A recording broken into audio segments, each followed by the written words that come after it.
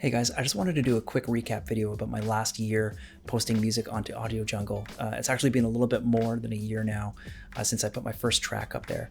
And it's been a really interesting experience to, kind of see firsthand what kind of money I can make online by sharing my music onto on stock music libraries like Audiojungle and Pond5. And if you've been following this channel, you know that I've been sort of inspired to share that journey with you in hopes that I can encourage you to do the same, make some income for yourself as a music producer, and inspire you a little bit. So let's dive right in. So far I have a total of 111 sales on Audiojungle and 39 songs total in my portfolio. Now, relatively speaking, it's not a lot, but it's not insignificant either. And to be completely transparent, I've been pretty inconsistent with posting music on the site because this last year has just been so busy for me. And there's actually several months in the last year where I didn't post any songs at all. But what's really interesting is that there's a few songs in my portfolio that have been consistently selling licenses since I first posted them. And they generate a bit of money for me every month. Here's one example. This song, Chill Lo-Fi Jazz Hip Hop, pardon the lame title. That's just sort of the way things go on Audiojungle. We kind of just title our tracks descriptively. I guess it kind of helps with the search algorithm. So you don't have to do that, but that's the way it goes. So anyway, that song currently has 29 licenses sold, which is doing good. That's better than any of my other songs, and it's generated $425 to date for me, which is cool. So every month, this song generally sells at least 1 or 2 licenses. Now, if you have 2 or 3 songs like this that keep selling licenses, that it starts to add up. And the truth is that most songs sell 1 or 2 licenses when you first post them up, if you're lucky. Then the sales for that track tend to die off. That's been my experience. So, and the reason is because other authors are constantly flooding the site with new music, and the search algorithm is going to favor the most recent submissions. So for the most part, you're not going to see consistent sales on all of your tracks. And this is why it's really important to be consistent with uploading, because if you manage to get a small handful of sales on one of your tracks like right away, the better your song is going to rank in the search algorithms, and it's going to have like a snowball effect, and you can start to see some momentum. So I think if you get like 5 sales within a short period of time after you post on Audiojungle, it'll mark your track as trending. And this actually happened to one of my tracks, which is cool. And this will increase your visibility for the song on the site. So that's just sort of how things work on music libraries in general. You need a fair bit of volume to start seeing some traction with your sales because you've got a lot of competition. You need to be posting regularly and not let yourself get discouraged by the fact that many of your songs will only get 1 or 2 sales if you're lucky. So as of recently, my schedule actually just kind of opened up a bit. So I'm going to be posting more songs regularly on Audiojungle and Pond5. So please subscribe to this channel and you can follow my progress. And I'll be doing more regular updates like this about my sales, and I'll be posting more information about other libraries as well. Speaking of which, I should point out that my sales on Pond5 have been pretty low.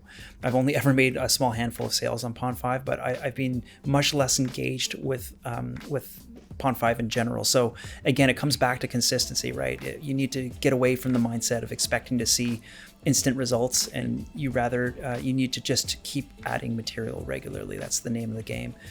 Presumably, the more you're working on songs, the better quality they'll be over time. And you should always be pushing yourself to make better mixes, better arrangements, and just overall great quality music so that you'll stand out from the rest. And this is just, this is just a matter of practice and doing it all the time. So let's talk about genre for a second, because I think this is an important topic. Since I've started this YouTube channel, a lot of people have reached out to me and asked for my opinion on music that they've submitted to Audiojungle that got rejected for one reason or another. Now, it's really interesting to me. It's an interesting trend to note that like a lot of that music, I would say, kind of like loosely fits under the category of like corporate motivational. And these are sort of broad terms to describe that genre of music, but typically you would hear that kind of music as like background to a corporate presentation or like a real estate video, sort of like, feel good, chill, just sort of bland enough that it doesn't really distract from anything in the video. And actually, a lot of what I've heard has been really well produced, and I've had this similar experience where I've like submitted songs in that category, and I've also had rejections as well. And I think my theory is that, and my opinion is that Audiojungle is probably so oversaturated with that type of music in the first place that they really need to limit the amount of that music coming in and enforce a very rigid quality standard for that type of music. So there's something to keep in mind moving forward with the type of music that you're producing and submitting to Audiojungle and Pond5. So this goes for cinematic music as well, actually, and we can clearly see that these are two of the most popular categories. If we just do a simple search of all music, you'll see that they come in the top two here. So the reason I'm bringing this up is because I think it may be worth noting that there's other categories that are way less crowded, like hip hop, for example. If you're a hip hop producer, then this could be a great category to submit in, because although it's a less popular category for sales, there's way less competition. So it's easier to stand out if a customer is searching in those categories specifically. So that also goes for electronic music, world music, jazz, folk, country. I mean, take my case, for example. I mostly produce cinematic and orchestral type music, but the few hip hop tracks that I've uploaded onto the site just as an experiment have outsold all other categories by a wide margin. So I think it's worth experimenting with genre, with different genres. And I think a lot of people get hung up on the corporate genre and assume that because it's the best selling genre on the library, then it makes the most sense for you to concentrate on that type of music as a producer. But I would encourage you to think outside the box and try your hand at different styles and genres. You never know what's going to happen. So if you guys didn't know already, you actually have a choice between being an exclusive author or a non-exclusive author on Audiojungle. The benefit of being an exclusive author is that you get a 60% share of the sales, and as a non-exclusive author, you only get 50%. So there's a bit of a monetary incentive for you to be an exclusive author. However, the benefit of being a non-exclusive author is that you can share your portfolio, the same portfolio that you have up in Audiojungle, with as many other non-exclusive sites as you want. So for example, I've got a lot of these songs that you see on my portfolio here on Audiojungle. They also live on Pond5, which is a non-exclusive deal by default. I've actually started recently uploading music to a new library called Music Grid. I haven't had any sales there yet. I'll keep you posted on my progress there. It's also a non-exclusive library, so that's cool. In my opinion, I think the best way to roll, and the way that I have my account set up on Audiojungle, is as a non-exclusive one. I think that provides you with the most potential to make sales across as many different marketplaces as possible. So in the long run, I think it makes more sense to be a non-exclusive author. That's just my opinion.